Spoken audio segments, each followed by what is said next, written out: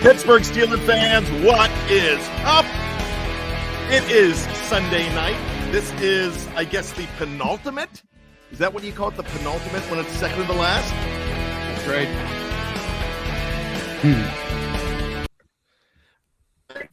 Get rid of that music because I always do that. I always let it loop through.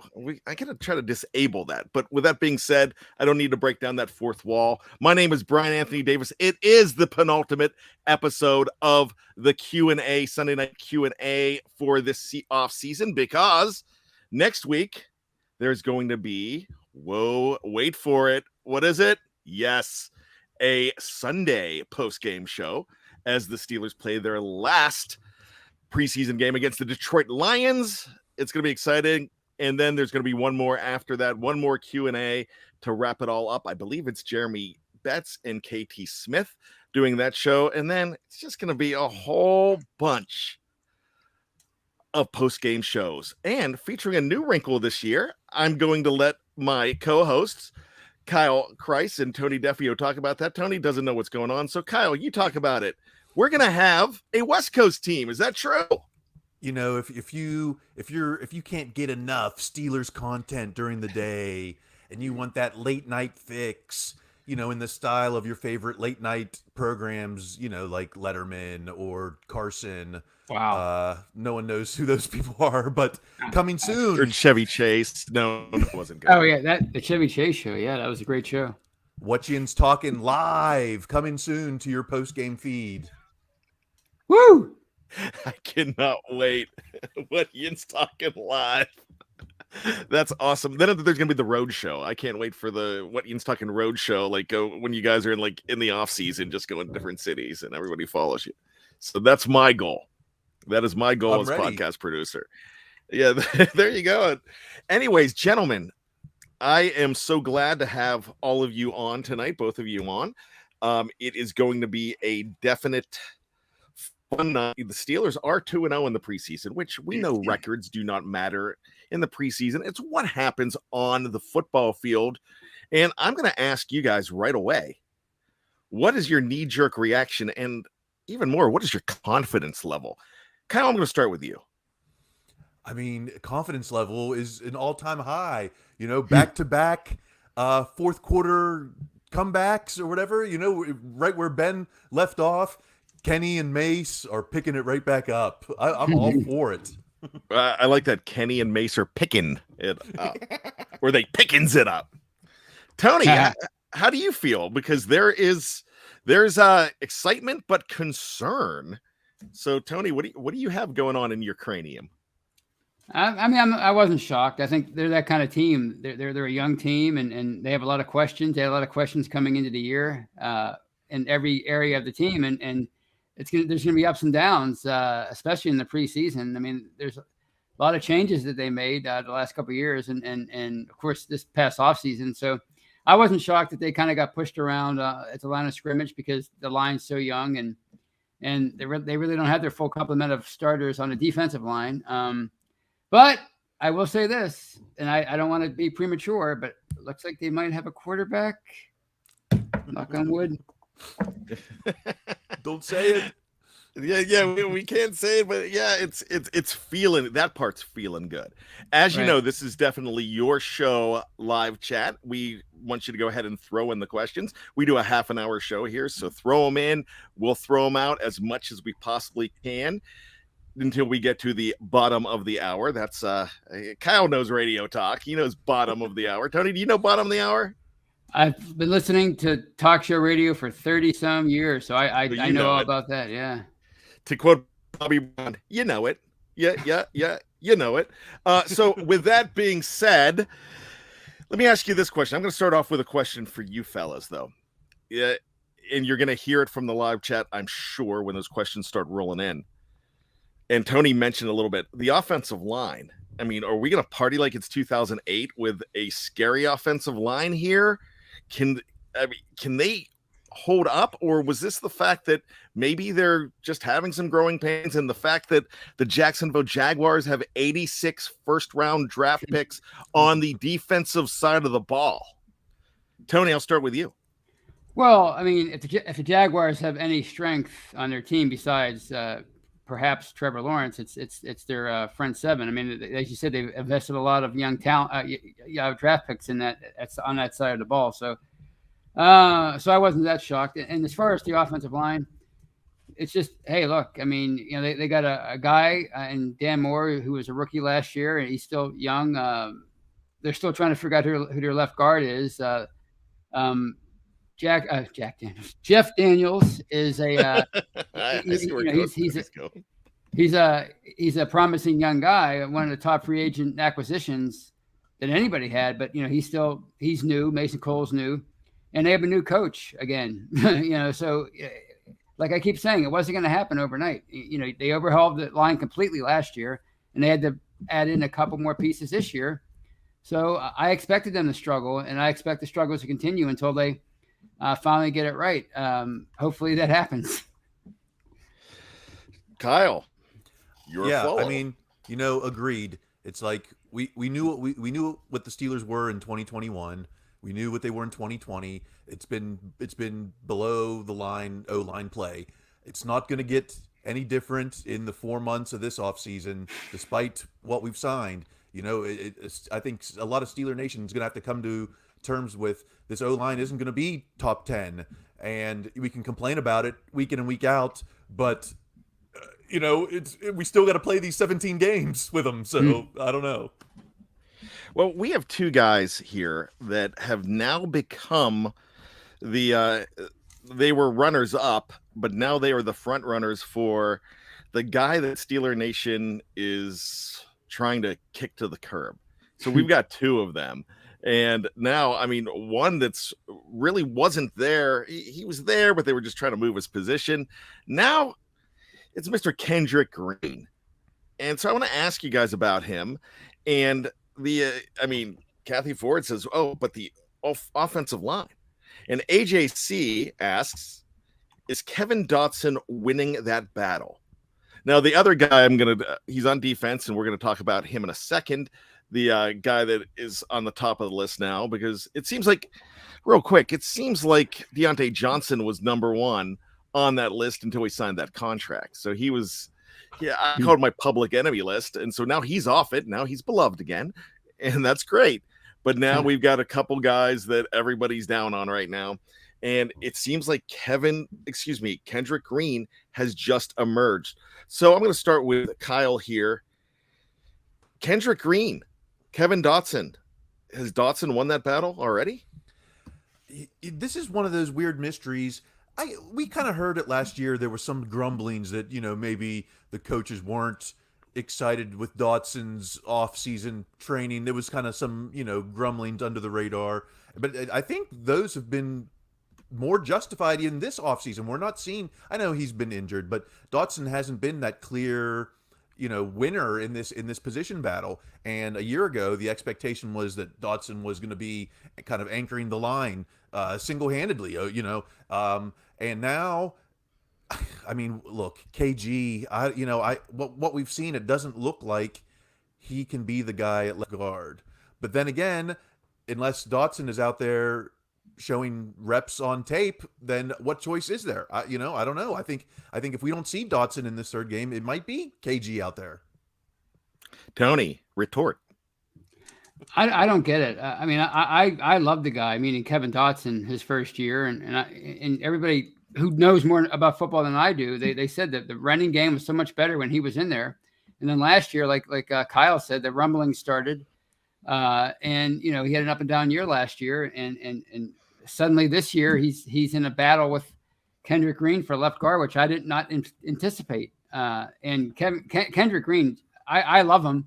When he came out of college, I loved his intensity. I loved how he talked trash to the other teams linemen last year, but he just looks like he's physically overmatched every time he goes up against somebody. I mean, he's athletic, but it just seems like he's not physically capable of matching up with defensive linemen in the NFL after, and I know it's early, and I'm a big Dan Moore fan, but I think Dan Moore has shown us a lot more at this point than Kendrick Green has. I just hope, I don't know what his issue is with the injury, but I hope Kevin Dotson can come back and really be the clear-cut winner at left guard. 'Cause I know there's concerns about zone blocking and him not being as athletic, a guard to do that like Green is. But hey, if Green's getting beat on every play, what's the point? Does it matter if he's more athletic than Kevin Dotson? If you saw or listened to the Steelers post-game show yesterday, Jeff Hartman came up with a great point. He's like, look, you need cohesiveness on this offensive line. His wish list is to have Mike Tomlin go ahead and make the decision and announce Kevin Dotson as the winner of that job, so you can start to get some gelling, because there's only one preseason game left. Right. And we're going to see, is this the tune-up game? I don't know how the Steelers are going to approach this game, but I really think they are, because I believe that Mitch is already penciled in as the starter. That he did that last week, if I'm not mistaken. So it seems like you're probably going to see a half of starters, and the hope is to see Kevin Green, excuse me, not Kevin Green, Kendrick Green on the bench and Kevin Dotson there. I mean, I'd love to, see Kendrick Green in the future on this team, but he still has some growing to do. Dave Schofield made a great point too, because his thing was last year, everybody says, move him to guard, move him to guard. Ben Roethlisberger, move him to guard. Well, here's the thing. He's like, if he didn't do well at center, does that mean he's going to do well at guard too? And everybody ignored that because they thought it was a fix. And even KT Smith agreed with that as well, agreed with Dave Schofield there, that, that is a problem. So interesting stuff. We're, man, I tell you what, but they've got to make a decision, because that line's got to clean up fast. So let me ask you this real quick before we get to the next public enemy. Tony and Kyle, let me ask you, is this line going to hold them back? Is this the thing that is going to hold them back, or is it another position? You want me to go first? Or yeah, go for it. Yeah, go. Oh, potentially it could. I mean, I think we saw how it did the last year and a half. If you go back to the second half of 2020, when everybody figured them out, and of course last year it did the whole year. So there's the potential there. But you've added some upgrades, potentially with Daniels and Cole on the interior, and you're getting another year of experience from Moore. So maybe, and from all accounts, they have a better fundamental coach in what's his name, Meyer. So yeah, maybe as the year goes on, you can see improvement. But yeah, I mean, if anything holds them back this year, it could be the line, because I think they're going to be okay at quarterback no matter who's in there, and the skill position players speak for themselves. All right, Kyle, I'm going to go ahead and jump in, and I'm going to change the question a little bit for you. Is it the offensive line that's going to be the problem, or will it be inside linebacker? Oh, well, I mean, gosh, in the grand scheme of things, I think it'll still be offensive line. The quarterbacks aren't going to have any more. They're not going to get 4 or 5 seconds in the pocket. It's going to be 1, 2, and go, and that's going to affect the quarterbacks. That's going to affect the wide out routes. So I think offensive line is going to be, the weak link, or I should say the squeaky wheel. Let's not call it the weak link. I think it will be the squeaky wheel, and it's what all the fans will be making noise about.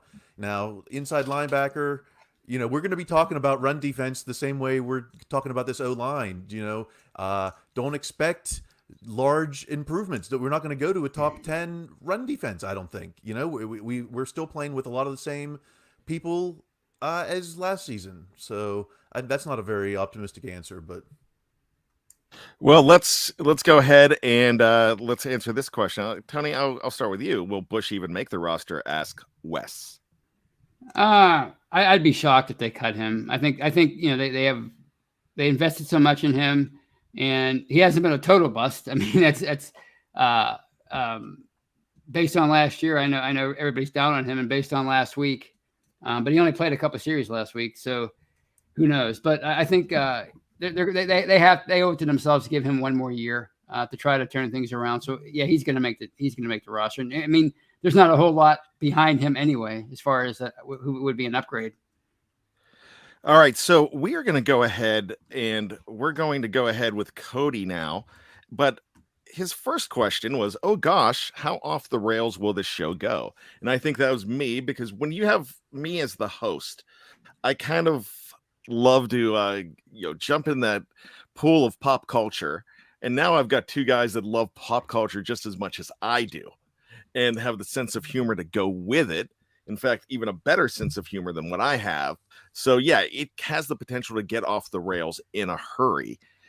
Gentlemen, do you have a comment on that one? As far as, yeah, I'm a big pop culture lover. My favorites are Cherry Coke and Dr. Pepper. Pop. So is it pop or soda? I'm pop, always. Tony, you pop or soda? Always been pop. My family was pop, so I had to move it to soda. And let me throw in, Eric, ask you, this is not a question, but just imagine Tony and what Ian's talking about. The best podcast of all time. That's food for thought there. Got to make it happen. Got to make it happen. You know, Tony is our reigning worst take of the year recipient. So That's true. That's true. And he's crafting through and through. Right. Yeah. I know where Cower Way is. Like, I can walk there in 5 minutes right now if I wanted to. It's raining out though, so I'm not going to do that. All right. So which quarterback, says Cody, do you feel has had the best showcase of a 2-minute drill ability? Kyle? Well, I got to give Mace this drive. You know, this was a pure 2-minute drive that Mace had. Although Kenny's, first half drive was solid too. We haven't seen a 2-minute drill from Mitch yet. It's hard to compare, but I love what Mace did in that last drive. Man, I can't compare it. I can't compare Kenny's first half drive to Mace's second half drive. I'm stumped on that. Apples and oranges. Tony? Yeah, I think Mason had. I mean, it was a true 2-minute drive. Everything was on the line, and he came through for them. I mean, Pickett had that last week, but it was really a 1-minute drive. I mean, they got the ball back with 1:17, but he made the play. So I mean, but I'm going to give it to Mason because his was more of a true 2-minute drive, I think. If that makes sense. Yeah, I get that. I mean, and he was Pittsburgh Digest Player of the Week, Mason Rudolph. There you go. Well, Sherry Richards asked, well, what happens to Mason now, Tony? I think you have to keep him. I mean, Kyle and I have talked about this in the past. I mean, what happens if everything goes sideways and you're down to the third string quarterback? Do you want Chris Oladokin or somebody else that we don't even know at this point, or do you want a guy who's been in the system for 5 years and who knows the offense and who can maybe at least be efficient in a pinch, and who looks like he's gotten better? So I think you should keep him around. Kyle, I just want to, unless we start getting grumblings, we don't want a volunteers not hostages situation out of him, but he seems to be his MO at all. He seems to be taking this all in stride because eventually what's going to happen is they're going to have to make Mark 1 inactive on game day. And, if you're Mason and you're not even active, I could see that being like, well, just trade me, get me out of here. When it becomes a hostages versus volunteer situation, then maybe it's different. Otherwise, though, you gotta keep him on the roster. If we don't want Mason, Davin Eugene Douglas asked, who would? So I'm going to continue with Kyle on that and then go to Tony. I guess there are a few, we're still an injury away anywhere in the NFL from a deal, I guess, being possible. You still have situations in Seattle, I guess. You could, you might even argue Cleveland, who knows? I guess there are some situations where someone, a 5-year veteran in the NFL, that there's a lot of value in that in itself. Tony? Yeah, I think we probably undervalue him more than everybody, just about everybody else, because that's just how we are with quarterbacks around here, and that's how most fan bases are with their own quarterbacks. I think they undervalue, especially a backup like Mason Rudolph. You're going to undervalue what he can do because you're not blown away by his numbers. But if you look at his numbers, they're pretty decent for a backup. So I think somebody else will look at him and say, okay, this guy's still pretty young. He's done some things in the NFL, and we're definitely we could do a lot worse as a backup. So we'll bring him in. All right. So the next question Eric asks you starts it off with a sentence, then has a question. Shannon and I have been the conductors for the Mark Robinson choo-choo train since he was drafted. Is anyone buying tickets to join us? Let's rapid fire this. I'm going to jump in first. Yes, I'm on board. It's got to make the team. I mean, it looks like he jumped Buddy Johnson, at least in snaps this past game. Tony? Oh yes, I'm impressed with his story. I walk on at Ole Miss, and he started last year, his senior year. I'm interested to see what he does from here on out. This is my favorite one here. Well, actually, let me do this one first. It's not a question, it's just a comment. Matty Peverell, I said it too bad with Dave. So, and that is about the Kendrick Green switching him to guard. So Matty wants his props. He's in Australia, so we've got to give him props. So here we are. So State of the Steelers, another BTSCer. What is up, BTSC fam? Good old Daniel J. Make sure you check out his show on Saturdays. It is State of the Steelers on BTSC. A very good show. Dave Schofield jumps in on that train. Dave's in here too. Dotson wasn't bad last night. He just wasn't great. So that's one thing to think about too. So I'm glad he brought that up. Yeah, that's a Jelen thing. And somebody threw in, I was wondering where this comment came from. I think it was Cody said like Magellan. Yeah, so Jelen like Magellan. Or if you like the People's Court, Jelen like Doug Llewellyn. There we go. Who's with me? Oh, yeah, I watched enough People's Court, yeah. My cousin was on season 1 of People's Court. She got beat up, and she got the $1,500 ceiling settlement. And it was really funny because I was out in California when that premiered, and it was like January of 1983. And we saw the girl that beat her up in the supermarket. And she's like, hey, what's up? It was the day that it aired.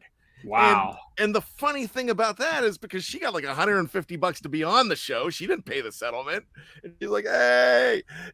And my uncle got yelled out by Judge Wapner. It was great.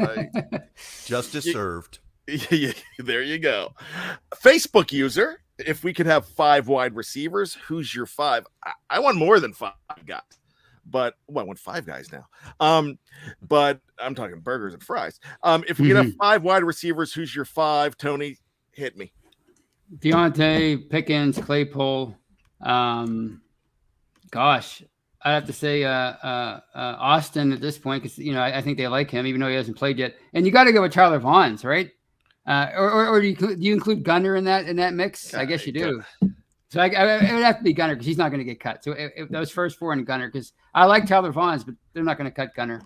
I'm on the Gunner train. Kyle? Yeah, if we're just going 5 and we have to keep Calvin Austin, then yeah, I guess I'm giving it to Gunner right now. Although I think Boykin will be on the 53. I think they will go 6. I think they go 6 too. But I mean, the Tylers, Vaughns, and Snead. I tell you what. I mean, they're auditioning. The way they cheered for Tyler Snead catching that touchdown, they're rooting for him to make this team. But even the practice squad for wide receivers is crowded, so I don't know. I will say this. I'm loving watching the sidelines in these games. Najee Harris, Deontay Johnson, Chase Claypool, they're cheerleaders for these younger guys. There's not a diva status here, Tony. Do you agree with me on that? No. I mean, they've been coming together, I think, quite well over the last few years, and now with they're looking for new leaders, and Najee's one of them, and so I think I like how they've come together. They seem to be getting along with one another. Kyle, I'm loving what I'm seeing because it's kumbaya. Yeah, and there's only, right? So if there's 6 spots on the roster and then maybe 2 on the practice squad, so, it's still going to leave someone, there's going to be the GOAT, Cody White is going to get cut, or maybe Sims, or maybe Vaughn. Someone's not going to make it. I don't know. It's someone's going to get a job on another team. That's what's going to happen, I think. I'm loving Sims right now too. Dave Schofield wants to put this in, and he loves his laughing emojis. He always puts a laughing emoji in when he doesn't want to offend me. So he throws that in, but he's not offending me here. But Bush was a top 5 Steelers defender last night, according to PFF. And Furthermore, he says down here that Watt was bottom 5 for the Steelers. I'm going to bring this up here. Seriously, article coming tomorrow, and TJ Watt was bottom 5. So check out that on the editorial side for BTSC.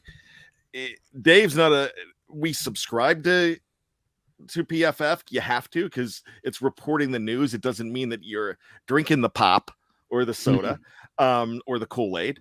But it's, we have to report on that. So when Dave writes that stuff, don't yell at Dave for writing it, because everyone's going to. They're going to yell at Dave like he's endorsing it. No, he's reporting it. Stop it. Right. But, what's your thoughts? This page is ridiculous. Yeah. Oh, yeah. Tony's had that happen before. Kyle, every day. What's your opinion of PFF?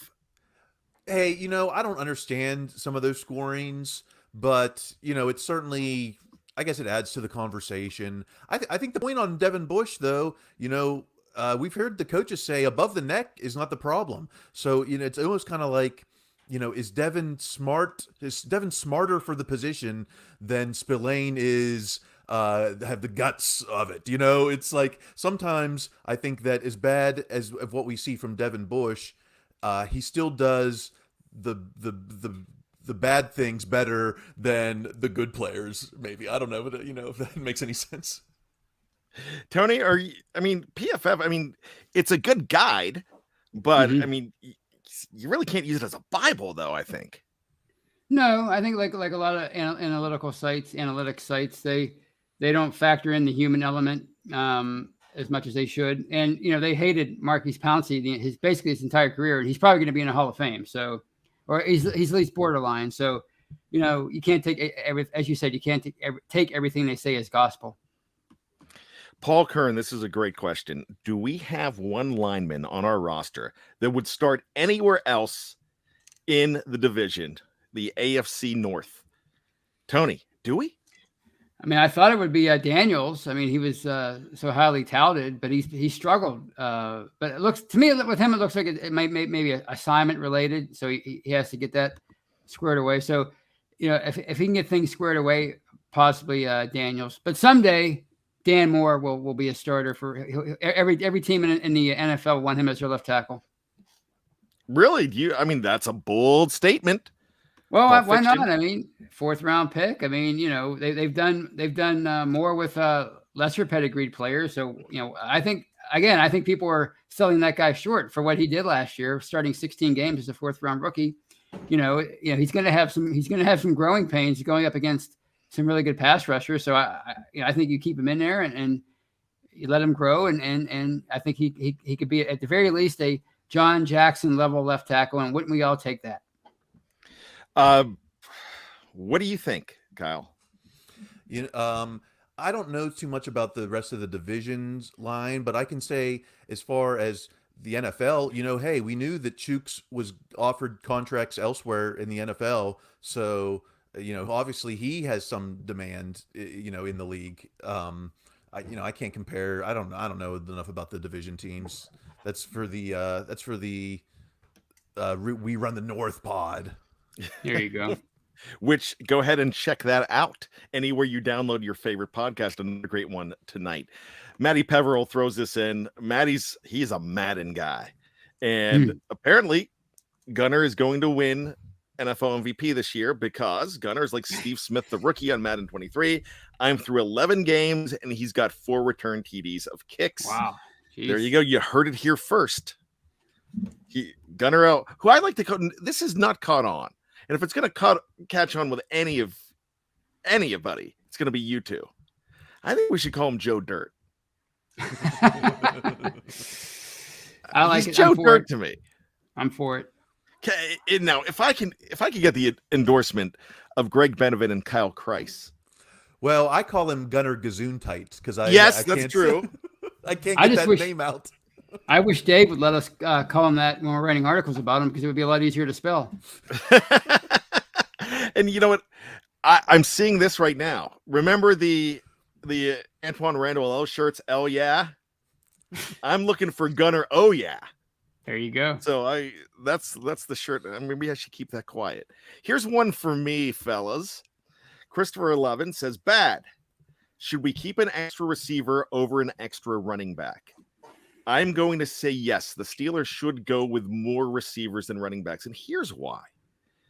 Because you do have your superstar in Najee Harris.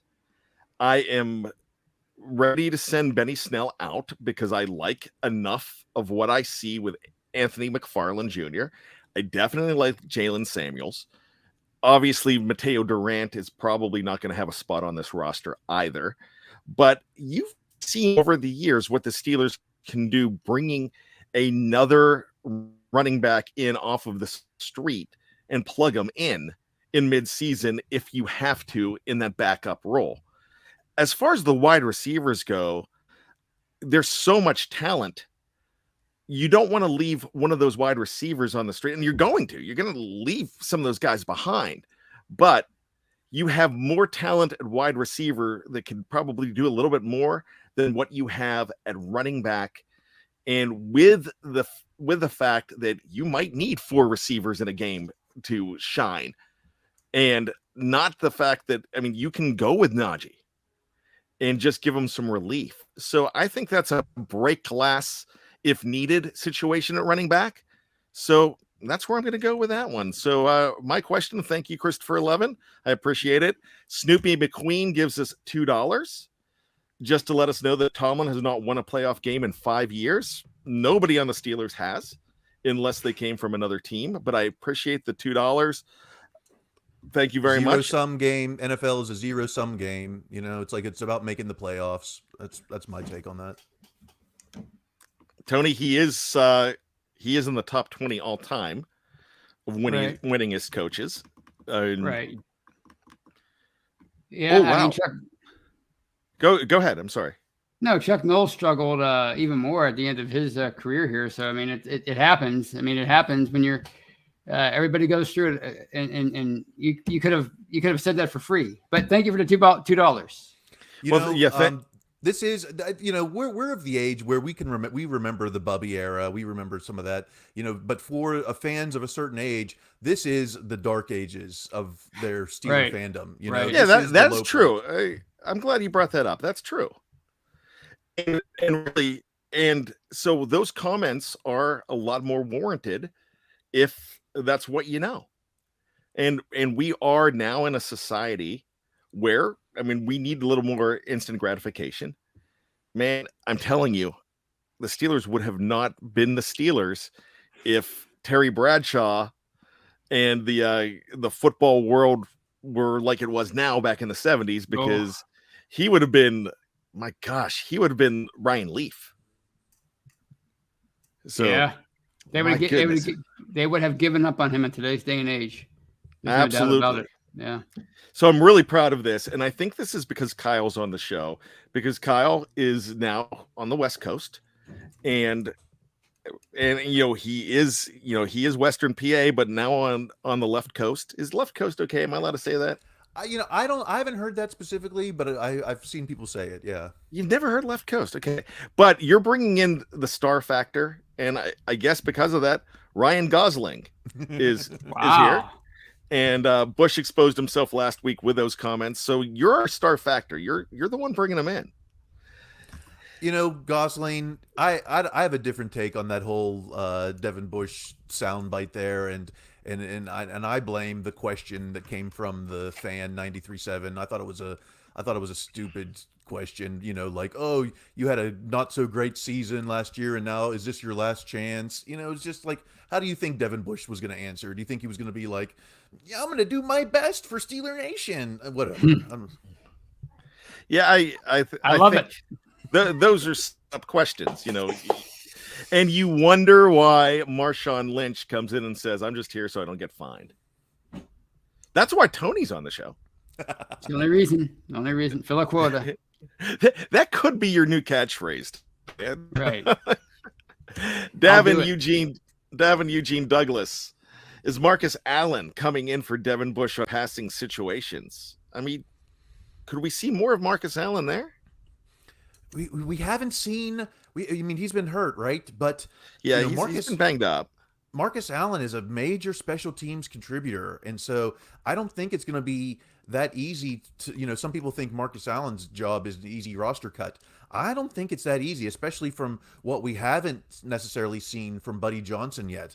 And I think that Coach Smith is going to be calling for Marcus Allen on that 53. I don't know, but playing in linebacker on the field in defense, I don't know about that either. Tony? Well, I think if they go to a dime situation, I think it would be more like Trey Norwood or Kazee or Millette, somebody like that over Marcus Allen, because like Kyle said, he's more of a they switch him over to inside linebacker, I guess, because it suited him better, and he's more of a special teams guy at this point, I think. Let's go a little more rapid fire here, a little quicker. George Teston, and I love this question. Do you think Dan Moore is struggling because Kendrick Green is playing next to him, Kyle? No, I just think that they're not, I think it's just some basic scheming at this point. And so, Dan's more a lot of one-on-one on the thing. I'm not worried about Dan Moore so much. And Tony, you mentioned that you're liking Dan Moore here. Yeah, I just think, Max Starks mentioned it last week. He just has some issues with footwork he needs to work out. I think that's his main problem. He's just new. I want to bring up Matty P because we're going to go back to Bush. This might be unpopular, but in my first watch, I thought Bush looked a lot better, even though there wasn't a play of crazy note.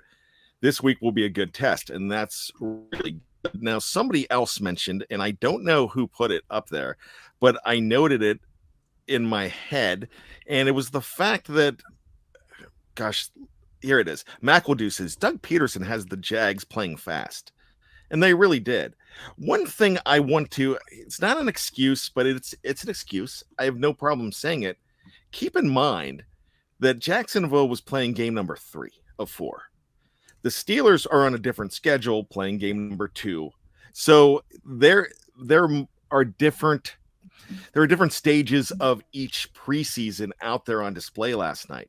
The Steelers still won that battle last night, but were they fighting? They were fighting with different game plans. Do you think that has some?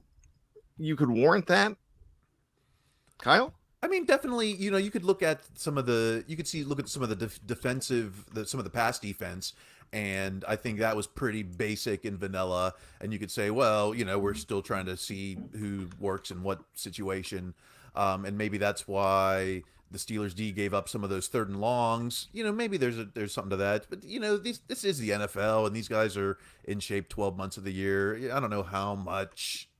Maybe a little. Tony, Jerry Frazier says, I think the Steelers need a better O-line coach. Your thoughts? I just don't think there's enough time. Tony? No, I mean, we were raving about the guy all off season. It's only been a couple of games. I mean, from what I understand, he preaches the fundamentals. That's closer to what Munchak was.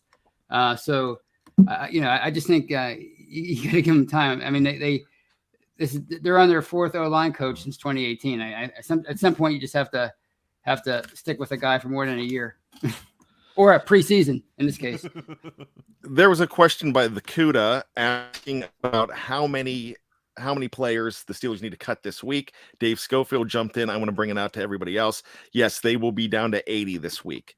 So that's something that you need to go ahead and look at. Dave also throws in, through 2 games, Chukes has been the best offensive lineman. And, has anybody really had a problem with Chukes?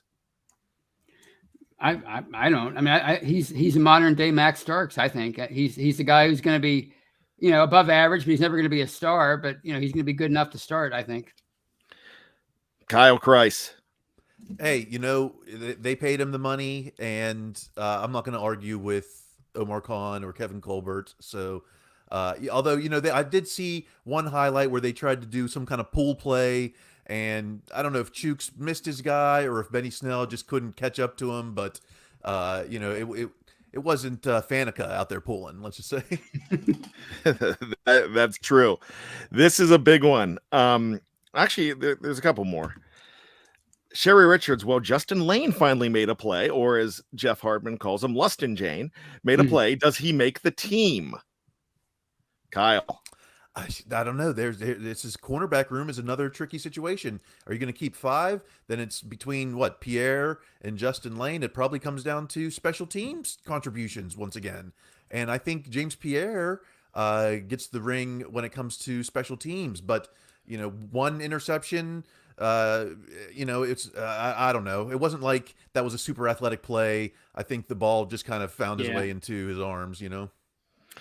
Ryan Gosling asked, "Do you guys think KZ can start over Edmonds?" Tony? I mean, I'm not an expert on defense, but when I understand, Edmonds was maybe the best defensive player out there last night. So he's been steady for 4 years or whatever. So I don't see why you would want to start KZ over him at this point. I think it's a laboratory thing. I think it's, you're going to see a lot of, Kevin Smith said this a couple months ago, and I still think it rings true. I think they're going to have some packages when they have 3 safeties out there. KZ is going to get a lot of playing time. You're going to see a lot of playing time out of Terrell Edmonds, and I like what I'm seeing from him. So, I don't think I think you're going to see in a few places lots of rotations. Guys are a little more fresh, so I think there's room for everybody. So now Dave Schofield jumps in and says that Lane interception wasn't anything special. It was a terrible throw. So you've got to think about that too. Jerry Frazier says, what happened to Avery? And will he make the team? Jannard has been hurt, but there's still a lot of excitement about him. He did not get in last night, if I'm not mistaken, but I didn't look at the scratches at the beginning, so I'm not sure. So help me out with that. Dave, you can help out in the live chat there too. Kyle, Tony, do you know? I think he was out there. I can't, there were a couple numbers I misplaced. I'm still getting 48 Tosca confused, and he's been on the team for 6 months now, so whatever. So, but as far as outside linebacker, I think he's got to make it. We're just so thin at that position.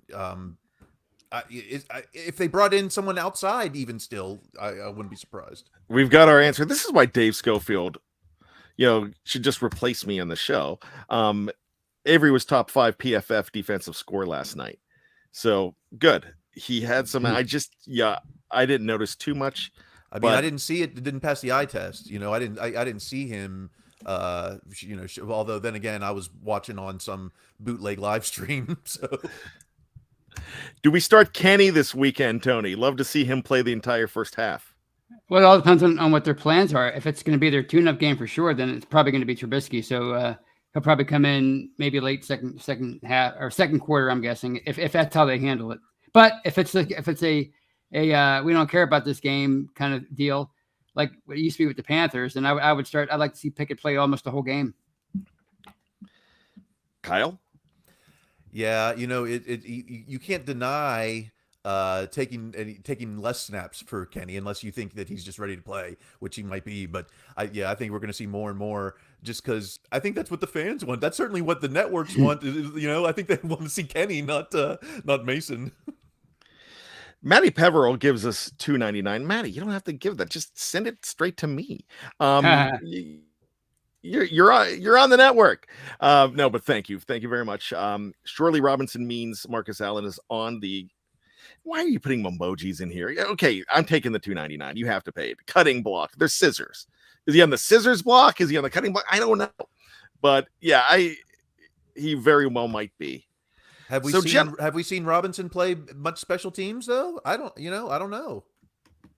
That's a thing too. And that's, what I will say this. I hate the fact that there's Jacksonville announcers on yesterday, and sometimes you just don't, when that stuff's going on, then they're interviewing like Tony Baselli or somebody on the sidelines, and there's 17 plays, including a touchdown. And then they're, let's go back to action. So, I think Marcus Allen is on the cutting block because of his injury availability. I think his availability is what's threatening his roster status right now. I think, special teams, he's going to be the man. I don't know. And Dave is saying Avery had one of the 4 quarterback hits last night. Marcus Robinson, I think that's a guy that you probably do not move on from. But keep in mind, a 7th round draft pick is he's still an undrafted free agent that you just want to make sure that you're getting. He's done great when you just say, hey, run at the guy with the football, but we haven't really seen any tests and coverage yet. I liked how he, on that big hit stick tackle he had, how he kind of, sat back in the zone, waited for the check down, and then closed in with some really good speed. But that's not the same thing as covering a guy, so. I think I could play special teams. I'm just saying, and I'm 50.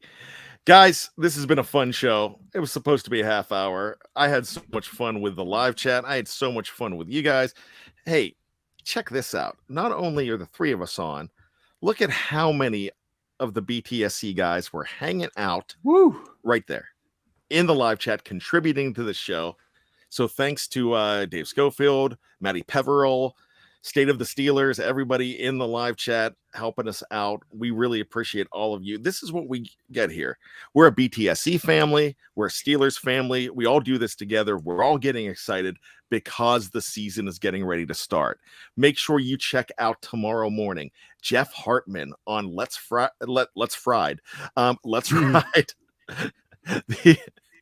That's a completely different show. That's going to be in the off season. It's Jeff with a turkey fryer. So, all right, I'm losing my focus, but check out that show tomorrow, followed by my show Bad Language at noon.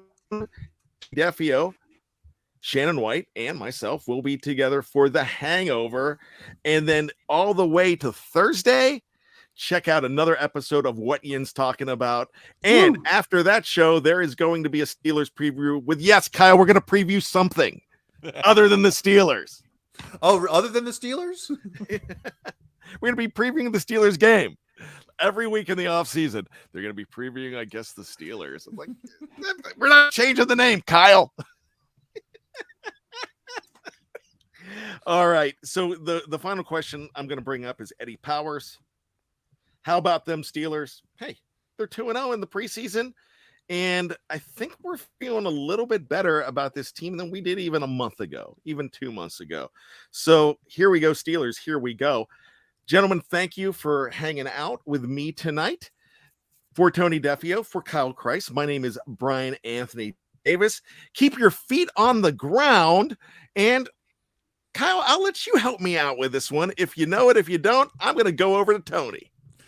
Keep reaching for the hypercycloids. When I know that it can never really be the same, how could I move forward when I keep looking backward?